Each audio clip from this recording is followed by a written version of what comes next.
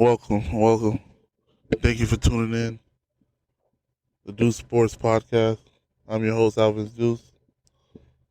Thank you for staying loyal. It's been a while, but I'm back. This is my first podcast of 2025 and many more to come. Let's get right into it. There's been a lot going on with the Miami Heat. And if you know me personally, and you've known me with my shows, the Deuce Sports Radio Show on Hosanna Radio, I'm a big Heat fan, through and through. And I'm not gonna lie, I'm hurt right now.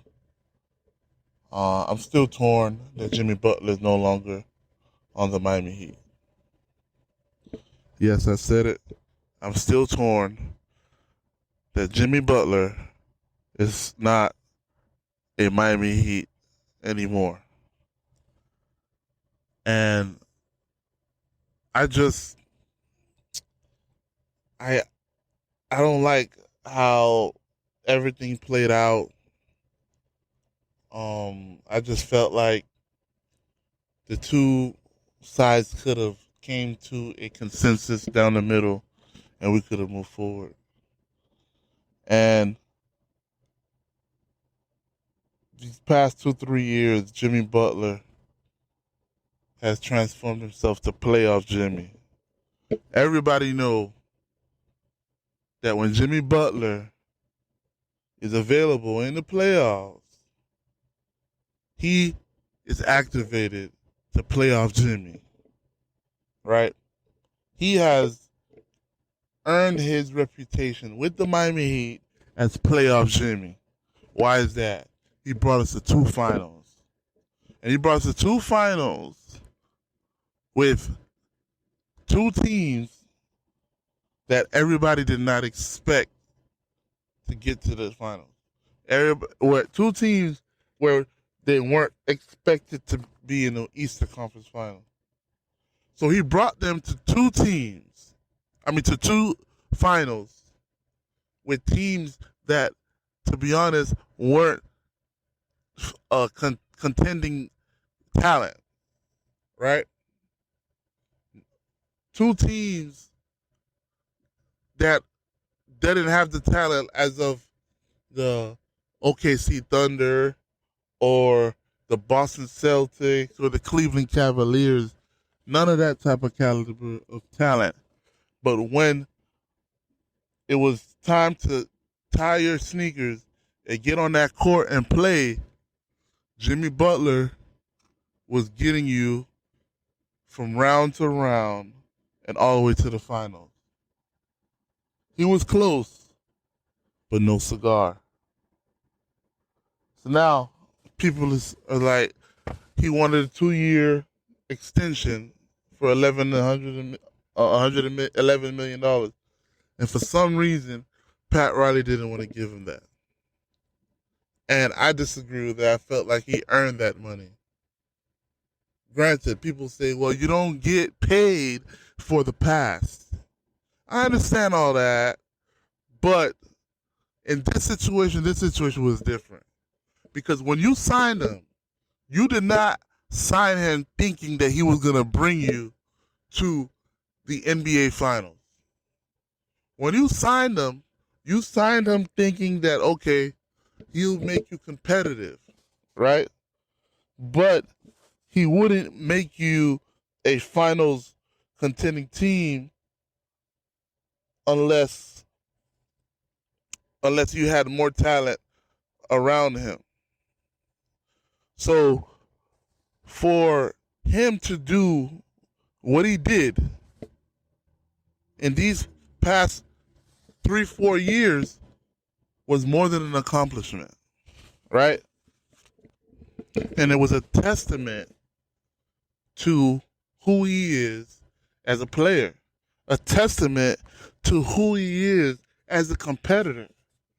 And I just don't understand what happened. You ever been in a situation where you're thinking everything is going well? Okay. Next thing you know, all of a sudden you're in a fight. And I'm like, what happened? What did I say? What did I do? And it was the same situation with the Jimmy Butler situation. 1 minute, he's the Heat. We pass the torch to Jimmy Butler. Dwayne Wade passed the torch to Jimmy Butler. Jimmy Butler was entrenched into the Miami Heat culture. There was something called the Heat culture, right? It was a phrase, it was a term, it was trending. Heat culture. Excuse me. But now, all of a sudden, something took a turn, right? And that turn was all of a sudden we hear Pat Riley going on press conferences in front of the national media telling Jimmy Butler he needs to shut his mouth and be available. When you're available, you can speak. Did you not just remember the last 2-3 years of him bringing you to the finals? He was available then. He was healthy then. You didn't say nothing when he was bringing you and going through knockout, drag out games in the finals to try to get you a championship. You didn't say anything about that, about him being healthy or him um attending games and missing games then when he was playing. But now you have a year and a half, things happen, and he gets injured and stuff like that. You Now all of a sudden he's always injured. He's injury prone and he's never available. That's not true. I felt like you was using that, trying to use that angle to not grant his wish of getting a 2-year extension, which I quite frankly feel like was wrong. Listen, I respect Pat Riley. Pat Riley is the best to ever do it. He is the Don. He is Pat Riley. He is the Godfather. I understand that. He's the one of a kind, Hall of Famer as a player and as an executive. I mean, as a coach and as an executive. But come on, man, it's gotten to a point where is you're showing you're not you you're showing a trend where superstars, the relationship it ends badly when it comes to superstars. Look at LeBron James. Look at Dwayne Wade. That's the most recent, right? There's no way Dwayne Wade should have ended up in Chicago or ended up in Cleveland after what he did, after the sacrifices he did to sacrifice his team, sacrifice being the alpha and letting LeBron James and Chris Bosh come and make more and also make more money than him and to allow them to play together to try to win the championship. So I understand it's like, what have you done for me lately? I understand. That's the cold hard business. But sometimes you gotta, like, in my opinion, like, have some consideration and recognition of what people have done in the past a little bit. This is why I respect the Lakers. I don't know. It's one thing about the Lakers, and this is why they always end up with stars on their team. I respected when Kobe, even though he was getting long in the tooth as a player, they still gave him that contract. Still gave him a contract where he was making north of 30 million, even though he was in the last years of his career. Because why? Their mindset was like, listen, for everything you've done and everything you've meant for this franchise, listen, even though you won't give us the production anymore, earn you still deserve that contract. And I feel like when it comes to the Miami Heat, we developed Heat culture. We've developed a great reputation, and we've developed a great uh organization But I feel like this is the one Achilles heel that's really causing us to not reach the next level when it comes to as when it comes to a franchise, prominent franchise, because it's like you want to show people it's heat culture, is this, we have a great program. But then when it comes to eh, giving recognition to the superstars, even though they might not give the same production that they did when they first came to the team, I feel like we need to still show these superstars some respect. I understand we're not going to give anybody outlandish contracts when their production is like not near there. But Jimmy Butler is still an all-star. Jimmy Butler is still playoff Jimmy. Look at Golden State. A couple days ago in the play-in, when they needed to win to get that seventh seed, Jimmy Butler was activated and he scored 38 points. Come on, man.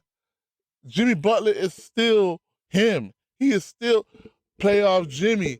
And I felt like for him to ask for a 2-year max contract was not that outlandish, knowing that in 2 more years he could still be playing at that level. Another 2 years, was it 2 years after that? If he asked for another 2-year max, okay, now I can understand that. You get what I'm saying? He'll be around 36, 37, 38 years old. That's a different conversation altogether. But for right now, for where we were as a team, where he is as a player, I felt like, we took a wrong turn as an organization, in my opinion. And I felt like when Pat Riley went on national television and said Jimmy Butler need to keep his mouth shut, that is when things changed, man. And I'm like, and I I don't know, things just started unraveling after that. And in my opinion, now that he is in Golden State, you're gonna see what we're missing, because Jimmy Butler brought us through to two finals, right? We got Bam Adebayo, right? We we we had we had Tyler Hero, but Tyler Hero was still developing as a player. He was still getting into his body as a player.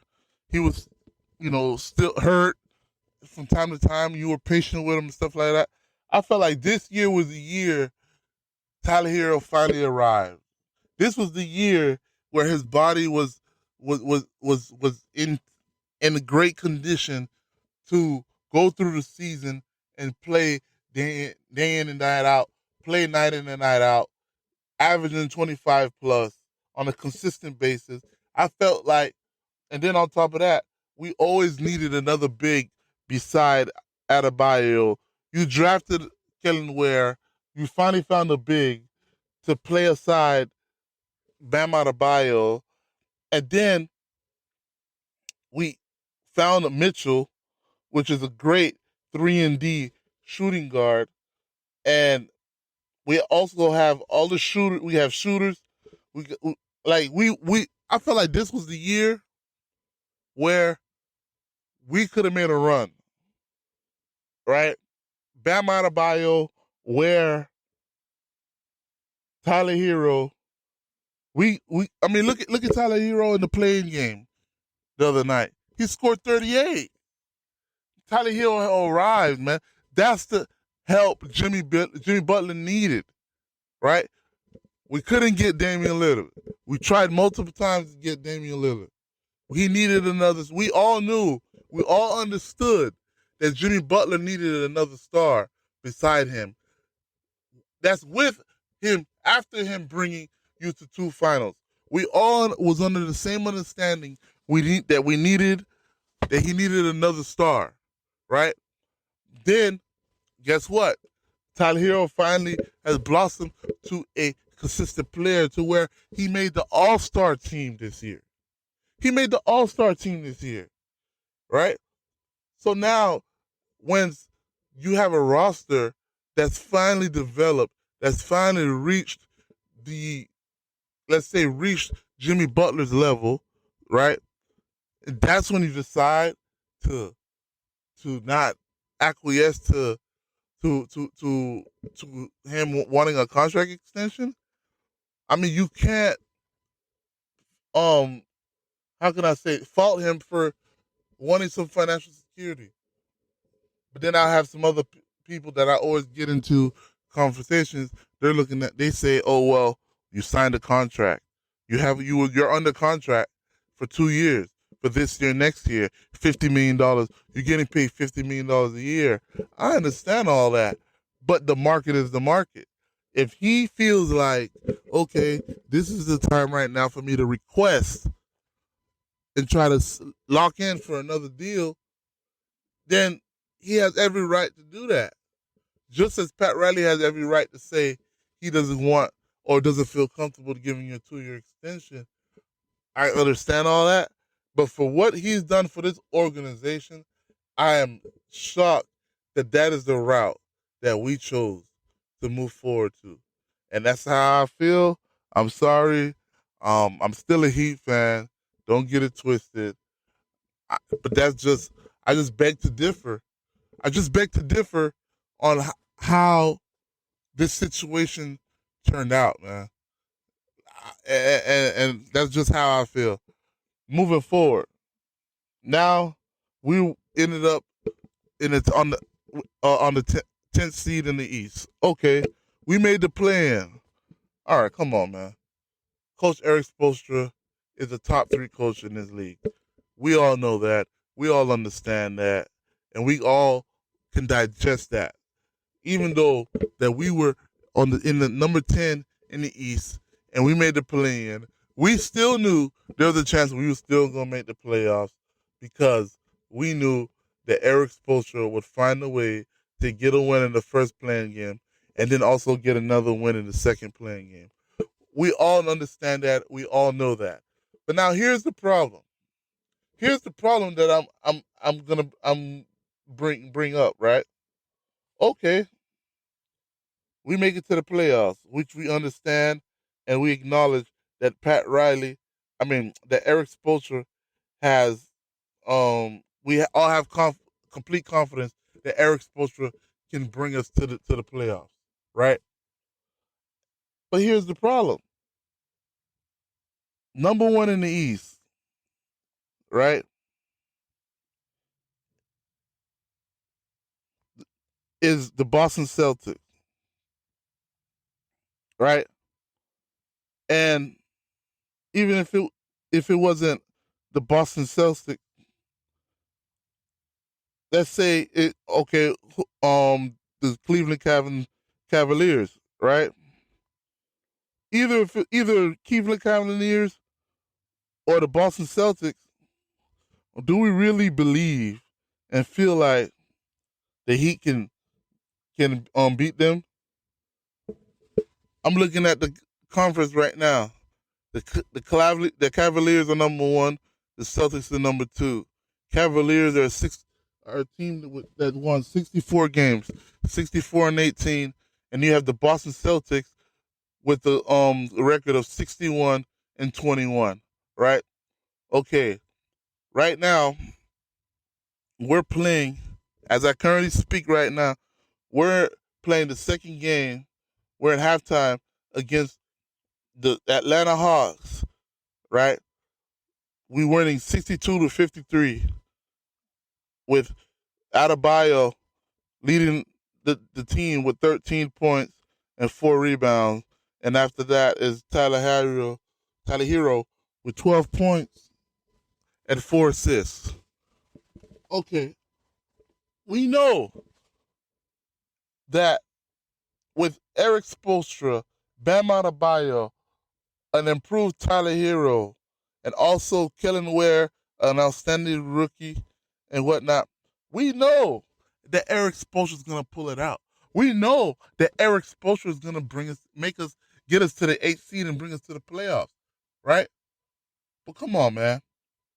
We about to play the Cleveland Cavaliers, 64-win team. Do you really believe? Come on, man. And I'm a Heat fan. I'm always optimistic, but I've gotten to the point where I'm just a realist now. Let's be real. Do you believe the Heat can beat the number 1 seeded Cavaliers? Come on, man. Let's be real with ourselves. Let's be real with ourselves,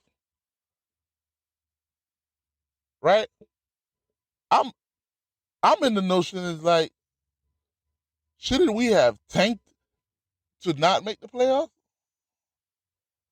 Let's look at this. Next year in the offseason, there's gonna be a big story. And the big story is Kevin Durant is gonna want to be traded. Right? And you already know, whenever there's a big star associated with wanting to be traded, Miami Heat always is involved. Miami Heat is always part of the conversation. Right?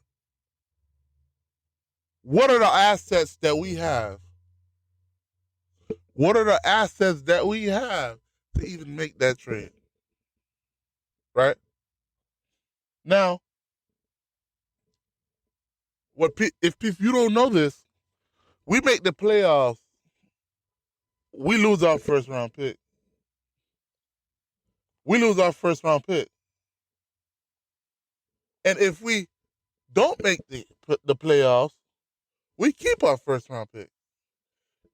If we don't make the playoffs, we keep our first round pick, and then we get a chance to be in the lottery. And in the lottery, you never know what could happen. Right now, you got the outstanding Duke player that's coming out. You never know what can happen. You never know if we could. That's how Derrick Rose ended up number 1 that year. It wasn't expected for the Chicago Bears to end up. Chicago Bulls to end up number 1 overall pick. That's why it's the lottery. That's why it's called the lottery, right? And even if we don't go that route, and let's say we don't make the number 1, we don't get number 1 overall pick, but we get, let's say we end up number 5, number 6, number 7. That's a huge asset to flip and make a trade, right? And potentially package that with other players that we have right now. Come on, look, I'm looking at it right now. What's his name? We have a good young player in Jaquez. He's a DNP right now. We got Terry Rozier. He's a DNP right now. We paying him max dollars, right? He's not in the rotation. Terry Rozier, a 20-point scorer a couple years ago with Charlotte Hornets, is a DNP right now. Jaquez Jr., a first-round pick who just scored 41 points 2-3 nights ago, is a DNP right now, right? Pele Larson, another first-round pick, DNP. Nikola Jovic, another first-round pick, DNP, right? Look at all this talent that we have that we could package for a trade. Phoenix Suns, they have no assets at the current moment. You think they wouldn't mind taking Hawkins off our hands, Terry Rozier off our hands, Larson off our hands, Jovic off our hands, and a first-round pick for Kevin Durant? At this moment, they'll take anything right now. So now, are we really trying to win? Are we really trying to get a championship? Because us winning this game right now, we lose our first round pick, and we most likely lose out in the first round. But granted, we know Eric Spoelstra, he can make a series out of any whatever team he has. So we understand that. And there's always a chance of that happening. I understand all that. But I thought it was all about championship. I thought when you go into a room to speak to Pat Riley, I thought he comes out with his ring and drops it on the table, right? I thought the plan was all about championship because the moves that's been happening in the past year and the past 6 months, it shows me what we're trying to build for the future. Why is this now the tune? Oh, we're trying to grow the young guys, this and that. No, it's always been about championships down here in Miami, right? And that's we've always been star hunting. Why are we trading away our franchise guy? Why are we trading away Jimmy Butler? What is going on down here in South Beach, man? I don't understand this. And as a Heat fan who's been following the Heat for 15 years, it's like the tendencies have changed. Never in my wildest dreams I would have ever thought we would trade away somebody like Jimmy Butler. We would mishandle a situation as if we have with Jimmy Butler.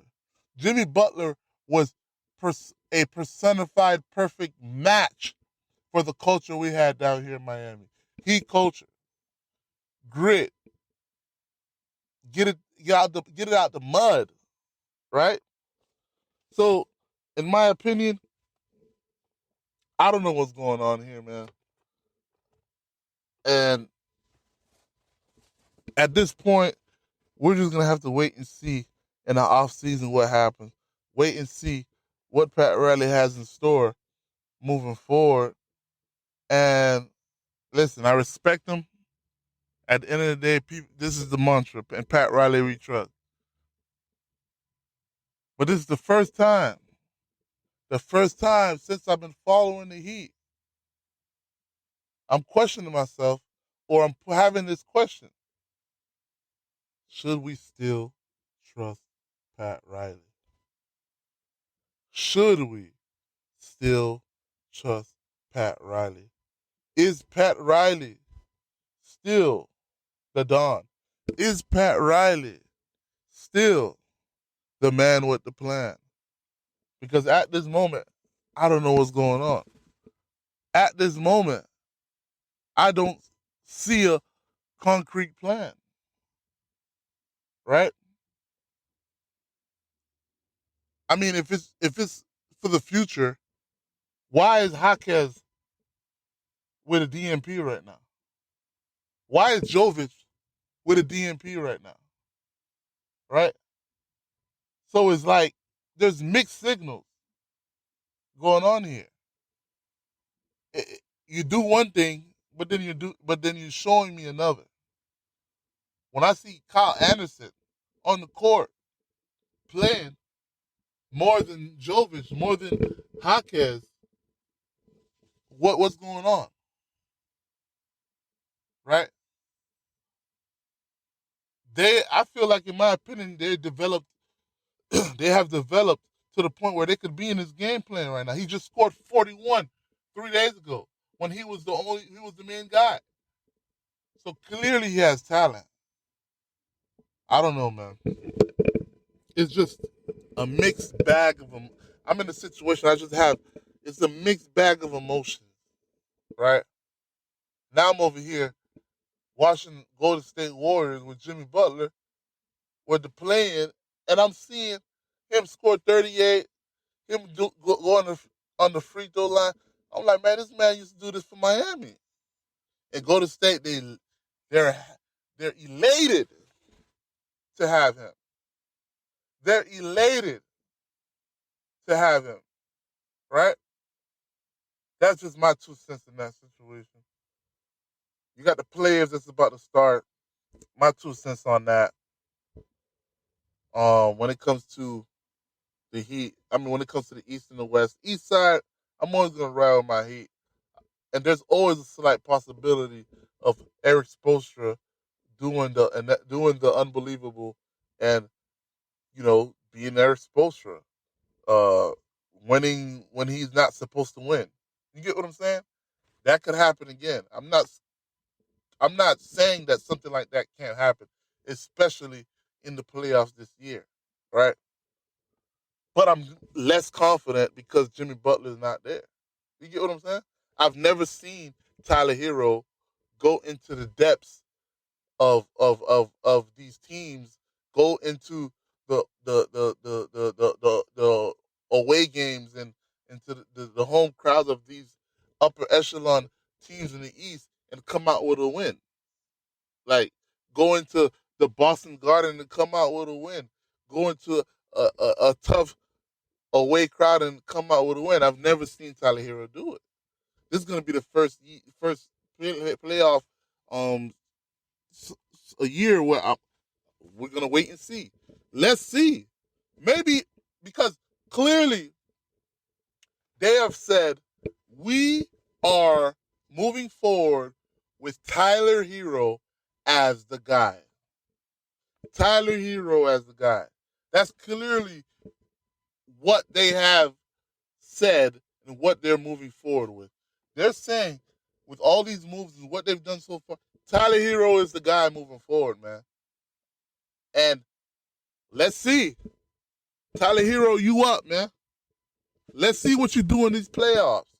We're going to get into the playoffs as an 8 seed against the number 1 Cleveland Cavaliers. I remember Jimmy Butler getting into the playoffs as an 8 seed and knocking off Milwaukee, right? Let's see if you could do what Jimmy Butler did, going in as a number 8 seed and knocking off the number 1 seed. I know Jimmy Butler did it. Let's see if you could do it, because clearly the Miami Heat has moved on with you, putting you as the guy. They have chosen you over Jimmy Butler. They have chosen you over Jimmy Butler. Clearly, that's what we are seeing right now. So let's see if you can go in as a number 8 seed and knock off the number 1 seed. One thing I do know, Jimmy Butler did it. Let's see if you can do it. All eyes are on you, Tyler Hero. All eyes are on you, right? And I don't know, man. Thank you for tuning in. It's been a while, and we got more to come. More podcasts, consistent podcasts on a weekly basis. Thank you for tuning in. I'm glad to be back here this year in 2025, and I'll see you on the next one.